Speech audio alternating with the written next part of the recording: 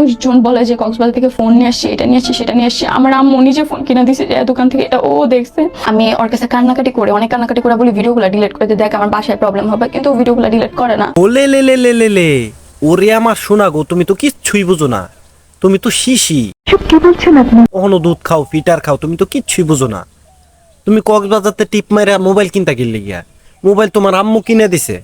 এখন এত সিম্পাতি হরতাছ, তোমার আম্মু বাসার মাঝে বকবো, তোমার ভাইয়া দেখবো, তোমার আব্বু দেখবো, বাংলাদেশের মানুষজন দেখবো।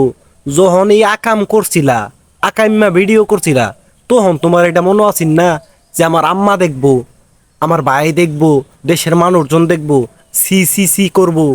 ও অভিনয় করো, অভিনয়ের জন্য আসলেই তোমরা সেরা। আর আমি বুঝলাম না, বাংলাদেশের মাঝে এত গণ্যমান্য লোক থাকতে এই যে লিঙ্ক ভাইরালদারি শশা আপু টশা আপু যত একবারে আবাল মার্কা মানুষ আছে, এগোর ইন্টারভিউ কেন নে, কি কারণে নে? তোমার কোনো দোষ নাই, তোমার কোনো দোষ নাই। যত ফাপ করছি আমরা, বাংলাদেশে জন্ম লইছি, যার কারণে 2 দিন পরে পরে তোমার লিঙ্ক ভাইরাল হয়, আর সেটা আমাদের দেখতে হয়। নিঃসন্দেহে তুই ঠিক কথা বলেছিস।